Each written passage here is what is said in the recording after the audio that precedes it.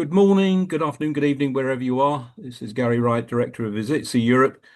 And one of our latest series of podcasts is a bit off our beaten track a little bit. But I met Amani some weeks ago, and I was so extraordinarily impressed with Amani and what he's doing that I felt it was a good thing that all you out there need to know Amani and what the good things he's doing and how perhaps you can contribute.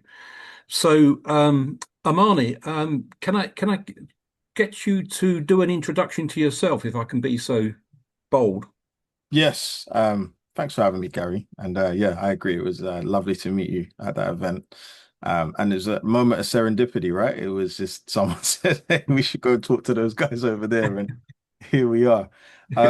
But yeah, my name's Amani Simpson. I'm the founder of a youth organization, a social enterprise called AVIARD. It is set up to empower young people through digital media, personal development, and enriching opportunities like programs and finding ways to get them into work and to see themselves a little bit differently than they have previously. We specifically work with young people who are in pursuit of a second chance. And in a nutshell, this is me paying forward what someone did to 16-year-old Amani, someone that didn't have a lot of self-esteem at the time. And I always say, even though I came from a really lovely and stable family, nurturing environment, the environment around me was really tough to navigate. And so, yeah, someone stepped in at 16, and all I've ever tried to do since then is to pay it forward to the next generation in various ways. So that's my intro. Oh, that's brilliant, Amani. I think already my audience will be impressed with you as much as I am. And where are you at the moment in terms of getting these young people the second chance? Have you achieved much success on this already? I mean, I've been trying. I mean, there's lots of young people in the world, but I'm trying to have an influence and an impact. Unfortunately, I went through some really tough situations. I was attacked at 21 in a case of mistaken identity, intervening in something that had nothing to do with me. So I'm a victim of knife crime, and yeah, in the back of the ambulance, I kind of prayed and pleaded for another chance, and that moment was turned into a film in 2019. So a Hollywood actor heard about the work I had started to do with young people and the story that I had, and was like, "Whoa, we'd love to make that into a film," which is kind of mind blowing every single time I think about it. But yeah, that film went viral at the start of 2019 when we released it. Did 1 million views in 4 days. And literally changed my life, and has had over 4 million views now. And I would say the vast majority of that has been young people. I rarely go into a room, if I can humbly say this, I rarely go into a room where at least one young person hasn't seen the movie and it hasn't impacted them in a way.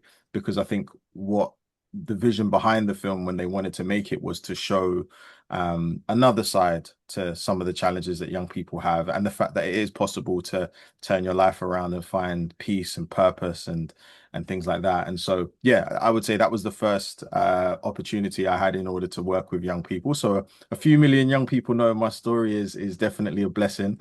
But then on a day-to-day level, I travel the country, going to different schools, working with different organizations, kind of getting airdropped in to meet young people and work with them, which I'm very grateful for. And then I have a program which I'm a patron of called the Amani Project, because the film was called Amani, and that's in partnership with Goldman Sachs and Hogan Lovells, and we work with about 30 young people a year, and we're on our fifth year. So we start on Monday, actually, funny enough, we start our fifth cohort on Monday.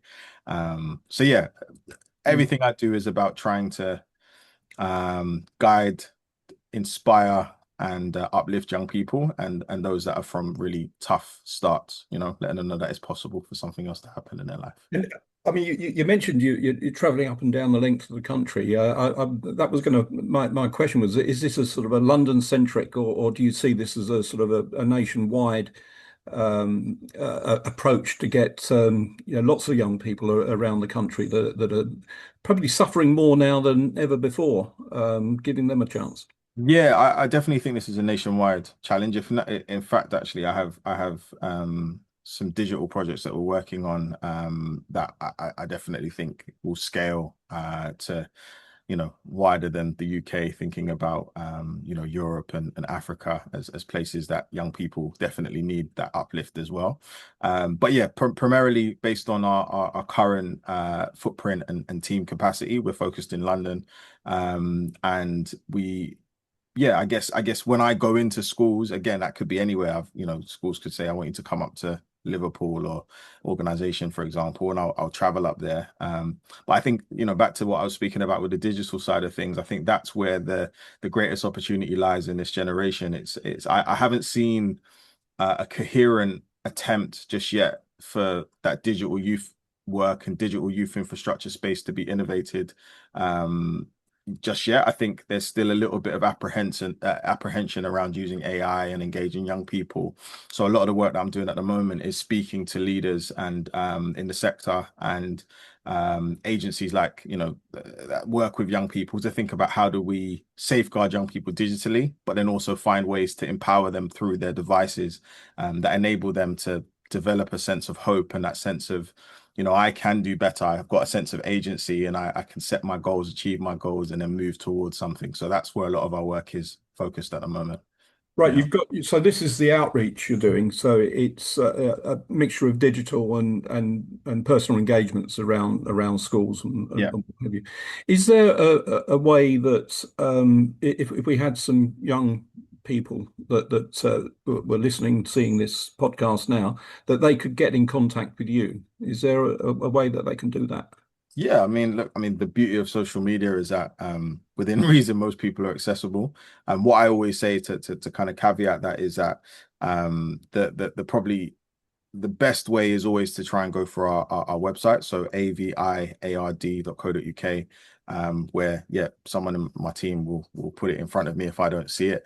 Every so often, I will see, as they say, a random DM from a young person that's messaged me on Instagram or LinkedIn, but obviously depending on age, some of them I'll be able to engage with, some of them I'll have to pathway to other people. But yeah, I would say social media is websites, etc., the quickest way to get in touch. And what's the age range you're looking at with these kids? Does it start sort of early teenagers upwards, or is it? Do you have a range, or is it just anything? Yeah, so our program, the Amani project, is 16 to 19.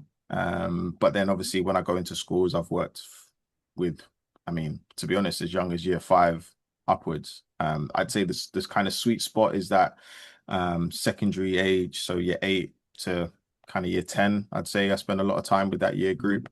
And then again, kind of when they've left school is where we I guess it's because for us we see it as that point where if you have had a little bit of turbulence in your life, you then have a sense of well, some young people then get to 16 and kind of say, well, do I really want to do this anymore?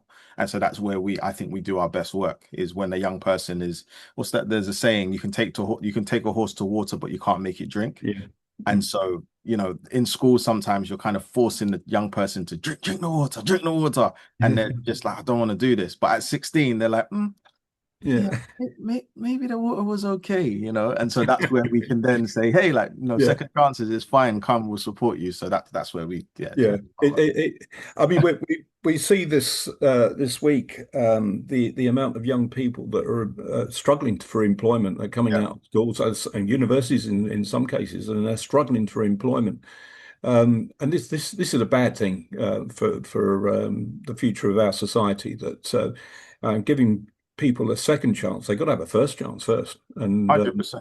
Yeah, 100%. It's funny you said, well, I say funny, it's very timely because I was going to mention the Andy Milburn report. I think while it's for some people it's shocking, but for those that have worked in the space, we know that this has been coming. To be honest, lots of people already estimated that the kind of numbers of young people that are not in employment, education, or training was over 1 million, but now they've said it, and so it's obviously getting headlines.